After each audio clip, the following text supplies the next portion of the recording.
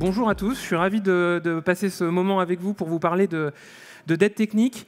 Donc je m'appelle Hervé Lourdin, je travaille chez VidDressing depuis un petit peu plus de 3 ans et j'ai pris également, maintenant il y a 1 an, avec les 3 personnes que vous voyez derrière moi, la co-direction de VidDressing. On a pris la suite au départ de notre ancien dirigeant, la décision de co-diriger à 3 cette entreprise. J'ai plutôt un gros background d'agiliste et de praticien du lean management. En tout cas, j'ai des convictions fortes autour de ça, que j'ai eu l'occasion d'appliquer dans pas mal de contextes quand j'ai été consultant chez Octo Technologies. Et j'ai participé à la fondation aussi d'une start-up qui distribue des applications mobiles en entreprise qui s'appelle Appalooza Store. Rentrons dans le vif du sujet. Alors voilà, je vous présente quelqu'un qui s'appelle Jérôme. Alors pourquoi je vous parle de Jérôme? Très rapidement parce que en fait, à l'origine de cette présentation, elle est née un peu d'une discussion avec lui. Jérôme, c'est un product manager chez VidDressing. Et en fait, on a beaucoup raconté, échangé ensemble autour de cette dette technique dont on a essayé de se défaire. Et il a fait une présentation à l'occasion d'un meet-up de product management à propos de ce chantier qui visait à désendetter la plateforme, mais en le priorisant par le business le plus possible. Ça a donné lieu à une présentation dont on s'est aperçu qu'il y avait énormément de questions techniques, et du coup, on s'est dit, bon, j'ai une idée, on va faire une présentation qui sera dédiée aux techniciens. Et suite à ce grand mantra que tout le monde connaît, un CTO paye toujours ses dettes, dit par un grand philosophe contemporain que vous connaissez peut-être. Premier point important aussi, c'est pas une session troll autour de la dette technique, donc on va pas faire le distinguo entre la dette technique accidentelle, l'entropie logicielle, la dette contractée involontairement, etc. Il y a beaucoup de talks là-dessus, je vous invite à regarder des présentations sur ce topic qui sont passionnants. Moi, je vais juste vous dire, on avait de la dette technique chez nous, et à un moment donné, on a tapé des grosses limites et on a dû avancer et les traiter, et je vais juste vous faire part humblement de ce retour d'expérience. En 2 mots, qui nous sommes? L'idée, c'est pas de passer trop de temps sur le sujet VidDressing, mais c'est important de comprendre le contexte dans lequel ça s'inscrit. VidDressing, c'est une place de marché C2C, donc customer to customer, qui permet de vendre et d'acheter des articles de mode. Donc voilà, vous pouvez mettre en vente vos articles sur le site ou acheter des articles de seconde main qui sont parfois neufs avec ou sans étiquette. Je revends mon cadeau de Noël qui ne m'a pas plu ou qui ne m'allait pas, il est neuf. Voilà, vous pouvez trouver ce genre d'article-là. On essaie d'être quelque chose. On pratique ce qu'on appelle la mode bienveillante. On essaie réellement d'accompagner nos utilisateurs pour vendre leurs articles à des prix qui restent accessibles à tout le monde, sans pour autant tomber dans ce côté froid et parfois un petit peu hautain de la mode. On aime bien faire que la mode, ça soit assez décomplexé. En termes de chiffres, c'est important pour la suite, 1,5 million environ d'utilisateurs, 1 million d'articles actuellement en vente sur le catalogue, 300 millions de vendeurs, 18 000 marques, 350 000 fans. Je pense que le chiffre est erroné aujourd'hui. Et en termes de représentation, en fait, on a 4 plateformes chez VidDressing. Une plateforme dite desktop, donc le web, qui représente 50% de l'activité. Alors pareil aussi, ça a bougé depuis, c'est plutôt 40%. Puisque aujourd'hui 60% de l'activité sur VidDressing c'est du du mobile, et se répartissant entre une application Android, une application iOS et une application MWS pour mobile website. Donc c'est un site web mobile dédié qui n'est pas le site desktop. Comme vous l'aurez vu, Android n'est pas la plateforme, la plus grande plateforme de prédilection des fashionistas, c'est vraiment iOS, mais ça grimpe progressivement. Ok, en termes de contexte aussi, on est sur une orga très lean agile, le produit et la technique travaillent ensemble sur le plateau, équipe dite cross-fonctionnelle, tous les métiers nécessaires à construire une fonctionnalité travaillent ensemble. On fait des itérations toutes les 2 semaines pour se resynchroniser, mais on livre au fil de l'eau dès que quelque chose est prêt, et on intègre les parties prenantes le plus tôt possible dans le processus pour faire nos fonctionnalités. Ça y est, j'ai tout dit, maintenant je rentre dans le vif du sujet. Pourquoi un projet de refactoring? En fait, on décide jamais de faire un projet de refactoring, il s'impose à vous un peu naturellement. Et c'est plutôt une mauvaise nouvelle quand on en arrive là. Et surtout, nous, on ne voulait pas que ça soit un de ces projets qui prennent en otage toute l'entreprise. On est une start-up, on n'a pas de gros moyens, on ne peut pas se permettre de prendre en otage le business et de ne faire que de la technique pour de la technique. C'est inenvisageable. Comment ça nous arrivait? Ça nous arrivait assez simplement par un projet qu'on appelait Plug and Play. Un jour, quelqu'un est venu en disant dis donc, on aimerait bien brancher un nouveau moyen de paiement sur le site, en l'occurrence un nouveau prestataire de paiement en 3 et 4 fois, et on voulait le brancher sur la plateforme. Belle présentation, tout le monde nous explique que c'est extrêmement simple, tu verras, ça prendra pas longtemps. On regarde, effectivement, ça a pas l'air bien compliqué, sauf que quand on se projette dans l'exercice de brancher les câbles, on s'aperçoit que c'est peut-être un peu compliqué. En fait, au départ, on se dit ça va bien se passer parce que ça, c'est plutôt la façon dont on imagine notre système. On pense que c'est un mur infranchissable, extrêmement solide, bien conçu, qui résiste au fil des ans. Et dans la pratique, c'est pas du tout ça. C'est plutôt ça. C'est-à-dire, on voit qu'il y a des couches. On sent que c'est quelque chose qui a essayé d'être conçu et designé, mais dans le temps, et si ça prend un peu trop la chauffe, ça finit par fondre et c'est pas très lisible. Ça veut pas dire que c'est mauvais, mais c'est pas facile à entretenir. Et nous, c'est exactement ce qui nous est arrivé quand on s'est lancé dans ce projet. On a désespérément tenté de le faire. Au début, on a dit t'inquiète, c'est pas long. Très rapidement, on s'est aperçu que ça serait plus long. On a à peu près doublé ou triplé l'estimation du temps qu'on allait passer. Et en fait, à chaque fois qu'on avançait, c'était un peu ce vieux jeu que certains... Qui connaît ce jeu? Super, je suis rassuré. J'ai eu des moments de solitude sur ce slide des fois. Et en fait, voilà, à chaque fois qu'on avançait, on se prenait ces grosses erreurs. Et là, on s'est dit, il y a quelque chose qui ne va pas. On ne devrait pas mettre autant de temps à brancher un moyen de paiement. C'est pas si compliqué que ça. Et en fait, on était confronté à quelque chose qui était un peu évident quand on a pris du recul après. C'est qu'on avait notre première rencontre avec... alors ça, c'est les 4 cavaliers de l'Apocalypse. C'est un tableau qui date de 1800 et des brouettes, je crois, qui préfigure de l'apocalypse, des prochains jours arrivants de l'apocalypse, à chaque fois que ces 4 cavaliers arrivent. Et en fait, je me suis dit finalement, moi j'ai rencontré les 4 cavaliers de l'apocalypse technique, et l'idée c'est de vous les présenter. Ils présentent chacun un peu des symptômes qui paraissent un peu évidents quand on les regarde, on prend un petit peu de recul. Le tout premier, c'est de la complexité anormale. Qu'est-ce qui nous est arrivé? En fait, on se retrouvait dans ce projet, et en fait, on parlait de quelque chose qui devait être simple à implémenter et à mettre en œuvre. Et en fait, plus on avançait dans le projet, plus on disait « Ah, c'est super complexe ». J'ai commencé à regarder le code sur lequel on devait le brancher. En fait, on va pas du tout mettre 2 semaines. Hein. On va plutôt mettre 1 mois et demi bien tassé. Hein. Mais bon, ça va le faire. Et plus on avançait, plus en fait, on découvrait des trucs qui étaient de plus en plus complexes. Et ce qui devait être simple n'était pas simple. Et énerver d'autant plus tout le monde autour de la table parce que tout le monde se disait mais je comprends pas, pourtant merde, c'est simple, qu'est-ce qu'on est en train de faire? Ah bah ouais, mais c'est plus compliqué que tu ne le crois. Premier cavalier de l'apocalypse technique. Le deuxième, les bugs, mais beaucoup quoi. Mais vraiment beaucoup. Plus on avançait, plus les bugs arrivaient. Alors pour le coup, on a eu une présentation de tout à l'heure qui disait on passe 70% de notre temps à faire des nouvelles features et 25% à faire de les maintien en conditions opérationnelles. Nous, c'était largement l'inverse et ça m'en faisait pleurer la nuit. Des bugs toute la journée et surtout, on avait des bugs un peu particuliers, des bugs zombies, c'est-à-dire des bugs où on les corrige et 1 mois plus tard, ils reviennent. Et là, généralement, c'est un nouveau symptôme. Je ne sais pas si ça vous est déjà arrivé. Nous, ça nous est arrivé. Les bugs revenaient. Alors, sous une forme légèrement différente, hein, mais une petite variante. Mais c'était toujours sur le même sujet, au même endroit. On sentait qu'il y avait quelque chose de pas sec. Et clairement, on avait dû poser des rustines et elles n'avaient pas tenu. Et ça, c'était un de nos gros problèmes, les bugs.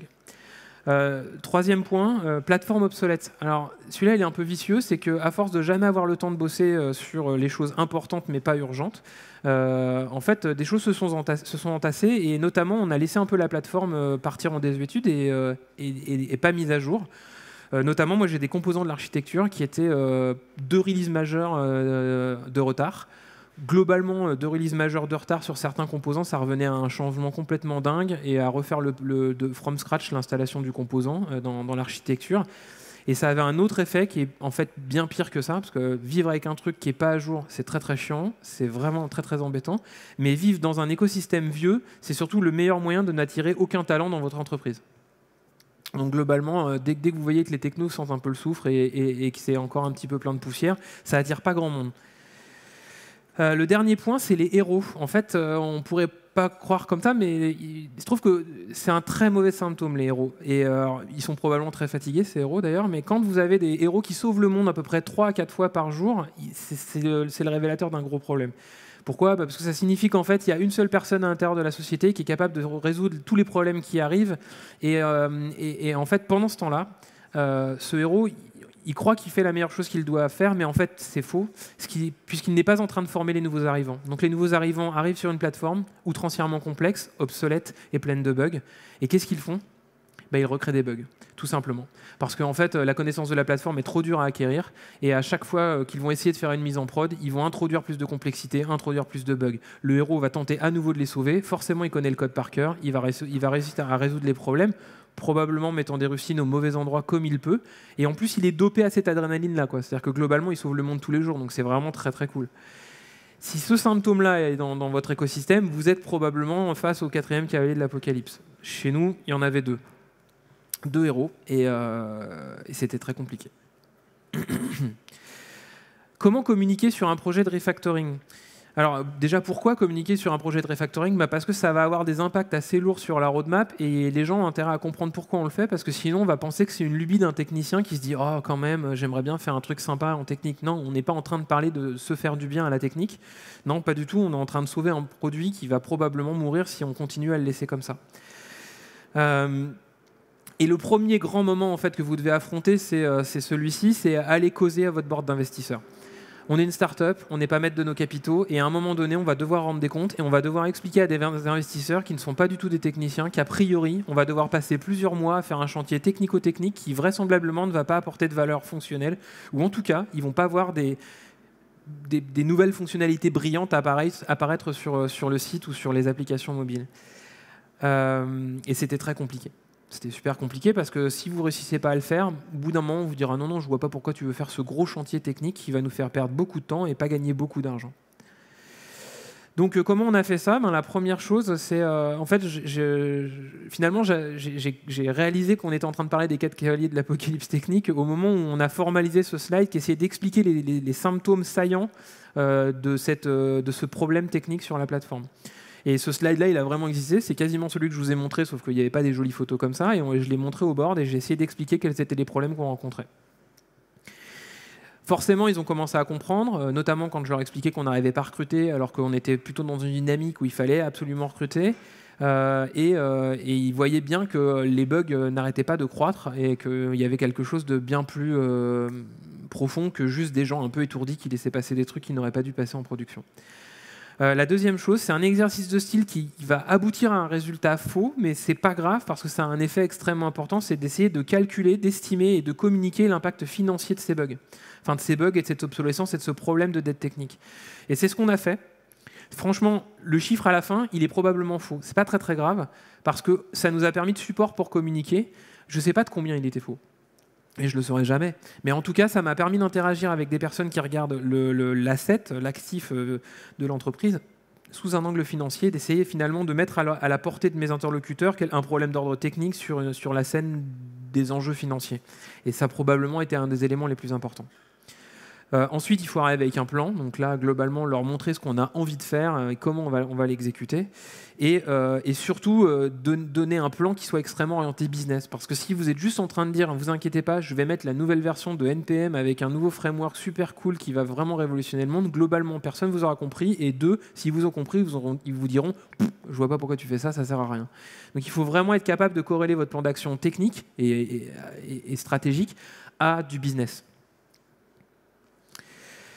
Et donc, du coup, se pose la 4e grande question, finalement, qui est comment on priorise un chantier pareil. Parce que, encore une fois, je vous l'ai dit dès le début, on est une start-up, on n'est pas rentable, et donc, du coup, on va devoir faire des grands choix pour ne pas tuer l'entreprise en faisant une mauvaise priorisation. Le business doit être encore ici. Et c'est ce qu'on s'est attelé à faire et ce que je veux partager avec vous maintenant. Alors voilà, le premier truc qui va se passer, c'est que la roadmap va du coup être un élément extrêmement important de ce qu'on va devoir produire et ça va un peu nous obséder sur ce chantier de priorisation parce qu'on ne peut pas produire de roadmap si on n'est pas capable de trouver un axe, un critère de priorisation pour mettre les choses dans le bon ordre. Quand vous faites ça, c'est un peu compliqué parce que du coup, vous regardez votre problème technique, il y en a partout et vous essayez de vous dire « Ok, par quoi je commence ?» Parce qu'on voulait faire des petits changements progressifs, mais il fallait bien qu'on trouve un angle d'attaque. Et en fait, c'est impossible. Si vous avez déjà joué à ce jeu-là, globalement, moi, j'ai essayé de comprendre où ça pouvait arriver. Si je touchais telle partie du code, qu'est-ce qui se passe ? Si je touche telle partie du code, qu'est-ce qui se passe ? C'était strictement impossible. On était confronté à un deuxième problème, c'est que quand on interrogeait les gens, il y avait une espèce de mythologie qui gravitait autour du logiciel. Tout le monde croyait... J'ai rencontré des gens dans mon équipe qui me disaient « Je te jure que quand on fait ça, c'est sûr que c'est ça qui se passe et que c'est à cause de tel élément. » Ensuite, j'interviewais... le support client, qui généralement connaît mieux le logiciel que vous-même, puisqu'ils épongent les appels. Donc, si vous ne savez pas comment fonctionne votre logiciel, essayez le support client, souvent ils auront raison. Nous, ils avaient souvent raison. Mais malheureusement, pas tout le temps, parce qu'après, ils se figurent quelque chose de comment ça marche. C'est une boîte noire, c'est un peu mystique. Donc le support client essaie d'inventer ce qui peut se passer à l'intérieur de cette boîte, techniquement. Mais en tout cas, ils ont des bons éléments de réflexion. Malheureusement, les gens peuvent vous dire l'inverse assez fréquemment, vous répondre l'inverse assez fréquemment sur une même question. Du coup, on s'est dit pas de problème, on va regarder dans le code. Là, c'est encore pire, parce que globalement, le code est devenu un tel tas spaghetti qu'il vous faut une journée pour essayer de comprendre le résultat d'une règle métier, et encore, si vous avez du bol, quoi. Et on a vraiment passé très longtemps à aboutir à pas grand-chose. Donc, c'était le vrai problème. Arrivé à ce moment-là, on s'est dit, OK, on va essayer de réapprendre finalement comment fonctionne notre plateforme, quels sont les endroits où ça peut marcher ou ne pas marcher. Et finalement réédicter les règles métiers de notre propre produit. Qu'est-ce qu'on a fait? On a fait des choses simples. On a interviewé les gens. On a interviewé le support client, le produit, le marketing. On a été regarder des comptes rendus d'interaction avec des clients divers et variés. On a observé plein de choses. On a quand même poursuivi cette analyse technique du code, puisque finalement, elle apportait un peu de valeur, même si on n'était pas capable d'en tirer la pleine vérité. Je crois que j'ai un éléphant qui hurle, mais c'est un peu étrange. Peut-être le stress. Et on a décidé, pas à pas, de capitaliser notre connaissance sous forme d'un dessin, parce que finalement, c'est ce qui nous aide le plus. On a essayé de faire cette carte pour pouvoir dire « vous êtes ici ». C'est là l'endroit où ça ne marche pas. Et donc, on a fait ce gros dessin. Donc, c'est complètement imparfait, mais on a commencé à faire apparaître les grands périmètres fonctionnels, et avec un premier objectif, formaliser un vocabulaire commun. Parce qu'en fait, on s'est aperçu que dans l'entreprise, une commande pouvait avoir un sens complètement différent en fonction du service avec lequel vous étiez en train de discuter. Donc j'allais voir le support client, je leur parlais du commande. Ils disaient, mais une commande, c'est quand le produit il est vraiment été envoyé, ou est-ce que c'est quand on a payé, ou est-ce que, je vous expliquerai plus tard, une commande sur une place de marché, c'est pas aussi simple qu'on pourrait le croire. On n'est pas un e-commerçant, on est une place de marché avec des gens qui s'envoient des produits les uns vis-à-vis des autres. Et il peut se passer plein de choses pendant cet envoi et cette réception. Deuxième point important, du coup, on s'est dit, qu'est-ce qu'il faut qu'on fasse? On va dessiner, là on a dessiné le fond de carte d'un point de vue technique, et maintenant on va essayer de dessiner notre système de gestion d'une commande. Parce qu'en fait, on était arrivé à une conclusion, c'est que ce n'était pas le paiement qui ne fonctionnait pas, c'était vraiment toute notre ossature de gestion de commande qui était mal fichue, qui fait que du coup, on branchait des moyens de paiement de manière complètement bancale et que ça mettait à risque pas mal de choses. Et en fait, le premier livrable qu'on a effectué dans notre chantier de refactoring, ça a été ce gros dessin que vous voyez derrière, qui est en fait la map la plus complète de tout le processus de gestion d'une commande. Et donc, comme je vous le disais, ça peut ne pas marcher à plein d'endroits. Puisque une commande, quand vous faites une commande sur une place de marché, qu'est-ce qui se passe? Admettons que je vais acheter le sac à main de quelqu'un dans l'audience. Donc déjà, je vais voir le produit. Je vais peut-être essayer de négocier un petit peu un prix d'achat. Ensuite, une fois que le prix d'achat est OK, je vais dire « j'achète ». Il va falloir que la personne, si j'ai fait un achat immédiat, me valide que le produit est disponible parce qu'elle aurait pu le vendre par ailleurs sur une autre plateforme ou en direct à quelqu'un d'autre. Puis une fois qu'elle a fait ça, il va falloir qu'elle me confirme qu'elle a envoyé le produit. Ensuite, il va falloir que j'atteste que j'ai bien reçu le produit. Ensuite, VidDressing, c'est une plateforme qui propose un truc un peu inédit dans l'occasion, c'est que vous avez la possibilité d'être satisfait ou remboursé. Donc vous avez 48 heures à partir du moment où vous avez reçu l'article pour dire « finalement, il ne me plaît pas ». Donc si vous faites ça, et il va falloir stipuler que vous l'avez bien reçu, que ça ne vous plaît pas, et donc le renvoyer, et s'assurer que la personne qui avait le vendeur d'origine a bien reçu en retour son colis. Donc là, vous voyez toutes les étapes qui sont là, et pendant ce temps-là, VidDressing a prélevé de l'argent, s'est mis sous un compte sous séquestre, et ne le délivrera au vendeur que si tout s'est bien passé, ou le restituera à l'acheteur si on n'a pas fait la transaction jusqu'au bout. Là, en quelques mots, je viens de vous expliquer pourquoi ça ne donne pas un process qui est cliquer, acheter, vendre, c'est fini. C'est beaucoup plus compliqué que ça. Donc ça, c'est notre premier livrable. C'est pas du code, c'est un gros dessin. Avec une bonne fierté, c'est qu'aujourd'hui, ce dessin, il est affiché au mur par pas mal de gens. On en reparlera plus tard. Bon, au passage, on a tué pas mal de mythes en faisant ça. Donc la conclusion de cet audit et de cette analyse et de ce dessin qu'on a fait, c'est que finalement, c'était sûr, il fallait qu'on réécrive from scratch toute la partie de gestion de nos commandes, en fait. Forcément, ça nous a mis devant... donc toujours garder en tête cette roadmap, on devait la faire. Comment on va s'y prendre et comment on va essayer de mettre de côté ces chevaliers de l'apocalypse dont je vous parlais tout à l'heure. Une des premières choses qu'on a décidé, c'est d'arrêter ou de retarder, enfin de repousser à plus tard certains de nos projets. Il y a des projets qui n'étaient pas cœur de métier, qui allaient nous ennuyer. On a dit, OK, celui-là, on l'arrête. On le recommencera plus tard, ou voire même, on l'annule complètement. La deuxième chose qu'on a fait, c'est créer une task force dédiée à ça pendant 9 mois. Donc eux, ils ont fait que ça. Il y avait quand même une autre équipe qui bossait sur d'autres topics, mais il y a une task force dédiée à ça. Le troisième, le plus important finalement, c'est on a dit, à partir d'aujourd'hui, c'est fini, on ne corrige plus aucun bug sur le système de gestion de commande et de paiement. Pourquoi ? Parce qu'on va le reconstruire. Et donc tout le temps qu'on va passer à essayer de fixer des trucs qui vont réapparaître, les bugs zombies dont je vous parlais, c'est du temps perdu en fait. Donc on va assumer possiblement les déficits financiers associés à ces bugs-là, mais on va plutôt se concentrer à faire vite une nouvelle plateforme qui permettra de ne plus avoir ces problèmes-là. Ça, c'est quelque chose d'assez compliqué parce que quand vous annoncez ce genre de choses-là, il va falloir que vous acceptiez donc de voir un peu la qualité de votre produit décroître, et surtout, à un moment donné, il va falloir le dire à des gens. Alors, je ne vous ai pas dit, mais en fait, pendant les 9 prochains mois, sur ce topic précis qui est la gestion des commandes, c'est fini, on ne va plus du tout corriger les bugs. Là, le support client est devenu réellement nos meilleurs amis, quoi. C'est-à-dire qu'ils ont épongé tous les mauvais coups de fil affreux. Il a fallu qu'on les rassure en les disant mais t'inquiète, on va vous aider, mais désolé, par contre, on ne corrigera plus jamais de bugs. Donc là, je leur ai été redevable pendant extrêmement longtemps. Et quand vous racontez ça à tous les gens de la boîte, franchement, il va falloir être assez performant dans la suite des événements parce que l'équipe technique et produit, elle est regardée avec un drôle d'œil, quoi. Du coup, roadmap. Donc comment on s'y est pris? En fait, on a fait un truc assez simple. On s'est dit, on va réécrire une plateforme from scratch, mais plutôt que de dire, bougez pas, dans 9 mois, on revient avec une plateforme réécrite from scratch, on a essayé de prioriser la refonte par moyen de paiement. Et ça, en fait, ça veut dire quoi? Ça veut dire que sur l'ancienne plateforme, on a laissé tout tourner et on en a créé une seconde dans laquelle on allait migrer pas à pas des moyens de paiement pour des plateformes. Ça a abouti du coup à une vraie... on a minimisé l'impact business parce que pendant ce temps-là, on était quand même en train de faire fonctionner la plateforme ancienne et surtout, on allait amener des nouvelles choses progressivement. Donc on a choisi les moyens de paiement et les plateformes qui étaient les plus financièrement exposées pour les fixer et les déployer en premier. Et donc du coup, d'un point de vue business, on allait apporter de la valeur par le fait qu'on allait amener un nouveau moyen de paiement et surtout fixer les problèmes qui pouvaient nous coûter le plus d'argent. Donc on a priorisé par le business la refonte technique de chacun des moyens de paiement et systèmes de gestion de commande. Ça a abouti à quoi? Alors oui, effectivement, comment on a fait? On l'a slicé à mort, on a fait vraiment les plus petites tranches possibles. On va le voir après, ça nous a coûté un peu de temps au début pour mettre en place le socle commun d'un point de vue workflow. Mais après, on a vraiment activé pas à pas les moyens de paiement. Et comment on l'a fait? On a utilisé une mécanique aussi de feature flipping, feature toggling, et sur lesquelles on a soit activé, désactivé une feature ou activé à partir d'un certain plancher ou d'un certain plafond de paiement.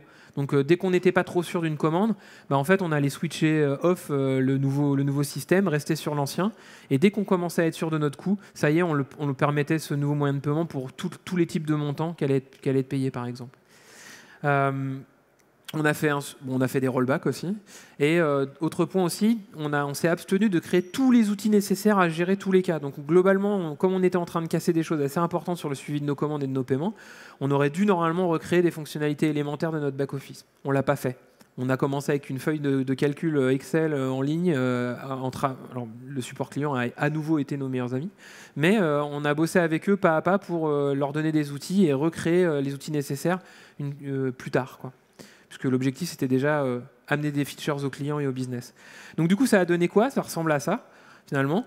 On a d'abord travaillé sur un moyen de paiement qu'on voulait proposer, donc le paiement en 3 fois, 4 fois. Ça on l'a déployé sur le desktop dans un premier temps.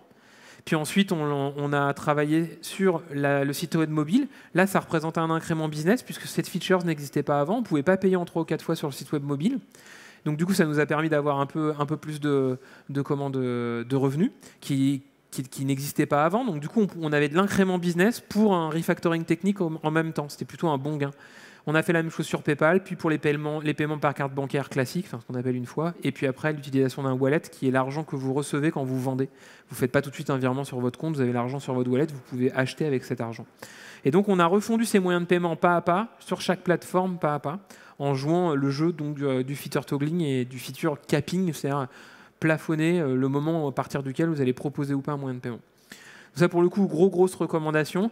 Si on ne pense pas ça dès le début, vous allez vraiment manquer de souplesse dans le moment où vous allez faire le refactoring. Donc nous, on a un peu utilisé outrancièrement ça. Dès qu'on pouvait, on a feature togglé tout ce qu'on codait, quoi, pour pouvoir pas avoir besoin de faire un rollback immédiat de code s'il y avait un problème, et surtout pouvoir capper et progressivement augmenter en fait, les seuils et pour pouvoir le proposer après à 100% des commandes qu'on allait mettre en œuvre. Pendant ce temps-là, côté projet, qu'est-ce qu'on a fait? Parce que ça, c'était vraiment l'angle d'attaque, on va dire, très finalement product et tech, mais on a un peu aussi travaillé à outiller la façon dont on abordait le sujet d'un point de vue technique. La première chose, Ça peut paraître évident, mais en fait, on a commencé à travailler, à monter des dashboards pour suivre en fait ce qui allait se passer. Au début, c'était un simple besoin business, c'est-à-dire qu'on voulait voir comment se comportaient les nouveaux moyens de paiement qu'on mettait en prod. Donc, on a fait un dashboard dans ce genre-là qui montrait tous les moyens de paiement par plateforme et qui les comparait la semaine dernière, le jour d'avant, l'année d'avant, etc. Et en fait, ce dashboard, on l'a ouvert à tout le monde, y compris aux développeurs. Pourquoi ? Parce qu'en fait, avant, les développeurs n'avaient pas une conscience très précise de quels étaient les chiffres et les résultats business. Mais comme on était en train de toucher au système de commande et de paiement, c'était hyper important pour nous que tout le monde dans la boîte, et notamment les gens qui allaient faire les choses les plus importantes, à savoir réusiner, revoir le code qui gérait ça, soient réellement conscients de ce qu'ils étaient en train de faire. Et donc du coup, on a ouvert ces données. Il y a des écrans de télé qui montraient ça toute la journée, y compris au milieu de la salle de dev. Et en fait, c'était super cool parce que les développeurs ont commencé à être vraiment conscients de ce qu'ils faisaient. Et pour être assez honnête, quelques mois après le début du projet, on commençait à avoir des paris sur la fin de la journée en disant tiens, on va faire tel volume d'affaires aujourd'hui. Et là où c'était plutôt des fonctions plus orientées business et vente qui regardaient ça, en fait tout le monde jouait entre guillemets à ce jeu-là, y compris les techs. Et c'est d'autant plus important parce qu'ils étaient hyper engagés sur ce chantier de Refacto grâce à ça. Donc on a démocratisé l'accès à la data et on a ouvert tout ce qu'on pouvait et on a donné accès à tout le monde à cette donnée. Bon, deuxième point, ça paraît presque bête de le dire aujourd'hui, peut-être tellement c'est censé être une pratique courante, comme on se lave les dents, on fait une code review. Mais en fait, quand on fait un chantier de Refacto, la code review, elle a un double rôle. Bien évidemment, elle a ce rôle de j'ai une seconde paire d'yeux qui va vérifier que je n'ai pas écrit une bêtise, mais surtout, vous êtes en train de réécrire l'intégralité de votre code sur certains segments de votre asset. Et en fait, c'est la meilleure façon de partager votre code. C'est de faire des code reviews. Et plus vous faites des code reviews, plus les gens vont voir le nouveau code qui va être mis en prod et pourront du coup se l'approprier et prendre une story qui touchera à ce nouveau code la prochaine fois sans le découvrir complètement from scratch. La partie DevOps, encore une fois, ça paraît un lieu commun, mais dans ce genre de chantier-là, c'est hyper primordial. Donc nous, on a passé beaucoup de temps à dockeriser toute notre plateforme pour s'assurer que l'équipe tech avait le strict reflet architectural de la plateforme de prod sur leur environnement de dev. On a fait en sorte d'avoir un jeu de données très frais le plus fréquemment possible. On a essayé de garder une synchro la plus constante avec master pour pousser en prod dès qu'on avait du code qui était poussable en prod et rollbacker le cas échéant. Mais on s'est mis en tête de dire dès que c'est possible, dès qu'on peut, on met en prod quelque chose. Et ça, c'était aussi hyper important parce que ça permettait à tout le monde, y compris au niveau des équipes techniques, de ne pas avoir le sentiment de rentrer dans un projet tunnel pharaonique qui dure des mois et dont on ne voit jamais le bout, quoi. Alors, un point important, alors vous faites une nouvelle plateforme, puis du coup, il y en a une ancienne à côté de vous. Et ça, c'est la plateforme qu'on a appelée Le Monstre. Le Monstre, en fait, pour nous, c'est notre legacy. Et on le croise tous les jours. On aime un peu à dire que Le Monstre, c'est un peu ce coloc dégueu qui traîne chez vous, mais qui est vachement sympa.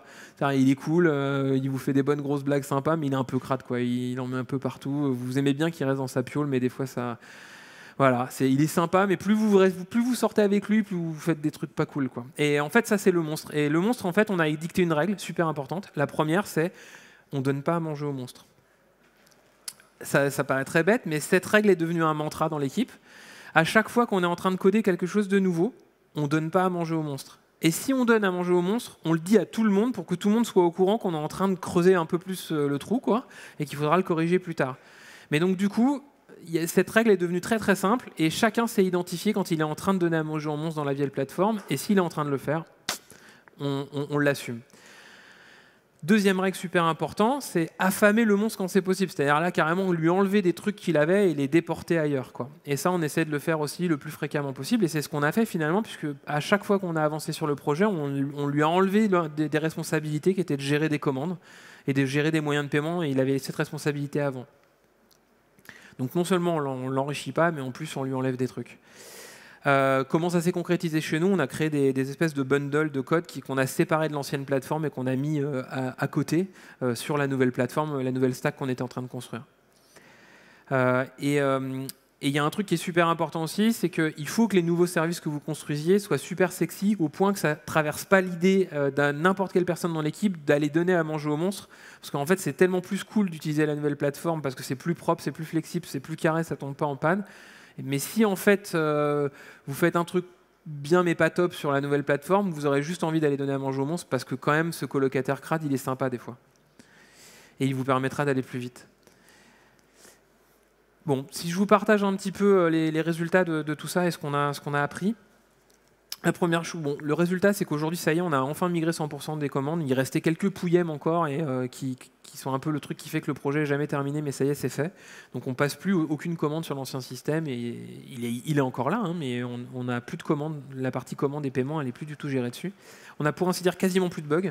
True story, c'est-à-dire sur cette partie-là maintenant, presque tout est OK. On a unit testé la majorité des choses qui ont été recodées et donc on est relativement très serein sur ce morceau de code qui est plutôt solide et qui a très rarement des bugs.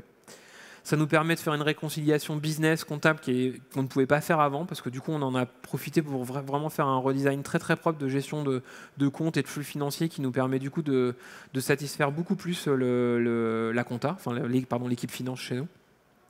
Et surtout, le gros bonus, c'est moins 20% sur le customer care au niveau du contact. C'est-à-dire des taux d'appel ont chuté de moins 20%. Là, on est redevenu pote avec le customer care. Ça a été aussi un gros enabler pour des plateformes qui n'avaient pas justement les modes de paiement dont je vous parlais avant. Donc ça, c'était plutôt chouette. Et ça a permis d'augmenter assez drastiquement les ventes sur le mobile. En fait, finalement, les utilisateurs attendaient un peu que ça, quoi. Et alors, je vous en ai un petit peu parlé tout à l'heure, mais un des outcomes aussi vraiment forts de ce truc-là, c'est que ce gros dessin que vous avez vu tout à l'heure avec tous les dessins, tous les schémas et les flèches, c'est devenu un peu la cartographie de tout le monde. Et finalement, s'il y a une seule doc qu'on tient à jour, c'est celle-là. Quand il y a un nouveau flux qui apparaît ou qu'on découvre un nouveau cas qu'on doit traiter, on va mettre à jour cette plateforme, tirer 2-3 traits en plus, mettre à jour le fichier. Elle va être réimprimée par tous les gens qui aiment bien l'utiliser. Et je peux aller dans des endroits où je ne me serais pas attendu à voir ça, mais le Customer Care a imprimé ça. Pourquoi ? Parce que du coup, ils sont capables de dire « Ah, quand on est dans telle situation, il y a tel type de produit, de cas aux limites qui peut se passer et ça se passe comme ça. » Et on a tué beaucoup de mythes et tout le monde utilise cette carte-là et c'est un peu la meilleure doc ever qu'on ait jamais fait, quoi. Bon, des bêtises, on en a fait un paquet. Quelles sont-elles ? La première chose, c'est qu'on a vraiment communiqué beaucoup trop tard au board. Si je devais donner un conseil, quand on est face à ce genre de choses-là et que vous voyez tous les symptômes que j'ai essayé de vous décrire au cours de cette présentation, levez-vous rapidement et allez communiquer à votre board. Alors, à minimum au comité de direction, mais au bout d'un moment, prenez des actions proactives là-dessus, puisqu'en fait, il sera toujours trop tard. Donc, si vous voyez ces symptômes-là arriver, c'est que c'est le moment d'y aller, quoi. On a mis trop de temps à décider de ce refacto. On a cru pendant longtemps qu'en fixant des bugs, on allait y arriver, alors qu'en fait, tout le monde était convaincu qu'il fallait réécrire. Généralement, quand vous êtes face à ce genre de situation-là, tout le monde dit « mais oui, bien sûr qu'il faut réécrire ». Mais vous n'avez pas envie, parce que ça vous fait flipper, en fait, de faire un chantier de refacto comme ça. Mais dans le bid, toute l'équipe tech le savait qu'il fallait réécrire. Voilà, c'est le problème des bugs dont je vous parlais. Le fait qu'on n'a pas fait un gros partage de process et de doc, c'était un de nos problèmes. Notre seul gros partage, c'était le dessin. Et si c'était à refaire, on impliquerait plus souvent, plus fréquemment nos stakeholders dans le projet. C'est-à-dire qu'en fait, on a bien impliqué au début et à la fin, on leur a bien expliqué ce qu'on était en train de faire, mais finalement, nous, on a livré régulièrement, mais eux, ils ont vécu un petit effet tunnel quand même le temps qu'on fasse les premiers releases de moyens de paiement et qu'on ne comprenait pas trop à quoi on était occupé. Et je pense qu'on aurait dû communiquer beaucoup plus tôt là-dessus, clairement. Les autres learnings un peu importants, c'est que le monstre ne va pas mourir de sitôt, en fait. Vu qu'on n'est pas en capacité de mettre... de tripler les équipes pour reconstruire tout from scratch directement, en fait, on va le voir pendant longtemps, ce colocataire. Par contre, dès qu'on en a l'opportunité, on jette ses fringues, quoi. Et on essaie un petit peu de réduire l'espace vital dans lequel il peut s'exprimer. Mais on sait que ça va arriver pendant longtemps. Par contre, on a appris à vivre et à avoir des bonnes règles d'hygiène pour que ça ne se propage pas trop, que l'histoire ne se répète pas. Voilà, donc, mais on peut le contenir. Une pratique qu'on a fait, qu'on a trouvé vraiment chouette, c'est que ces code reviews, comme on l'a dit, sont très importants, mais pour certains moments critiques du projet, en fait, alors à ce moment-là, on ne savait pas trop que ça s'appelait comme ça, mais quand on s'est documenté, on est tombé là-dessus et c'est devenu beaucoup plus populaire depuis un an à peu près, je dirais. On a fait des code reviews collégiales, quoi, on va dire. On mettait tout le monde dans une salle et on a revu du code collégialement, donc du mob programming, si ça vous intéresse. Pour le coup, maintenant, il y a pas mal de littérature sur le sujet, assez intéressant. Et donc, on a fait des code reviews collégiales et des moments de conception autour du code projeté au mur. Et ça nous a beaucoup aidé dans les moments les plus délicats en fait, de ce qu'on devait recoder. Donc, never skip code review. Alors, ce qui est génial avec cette phrase, c'est que c'est pas moi qui le disais au dev, en fait. C'était Jérôme, que vous avez au début de la presse. En fait, il s'est très rapidement aperçu en tant que product manager que quand on skippait la code review, qui était un truc pour lequel il aurait été un petit peu OK, quoi. Tu vois, la code review, si ça peut gagner du temps. Et puis très rapidement, il s'est aperçu que c'était critique parce que quand les devs le faisaient pas, en fait, ils passaient plus de temps à leur réexpliquer comment fonctionnaient les choses. Il y avait des bugs qui arrivaient en prod et c'est devenu, contre toute attente, le meilleur promoteur de la code review, quoi. Donc quand la code review était skippée, lui, il revenait et disait non, c'est pas possible, ça, c'est pas passé en code review. J'en ai terminé et je suis prêt à vous répondre à vos questions.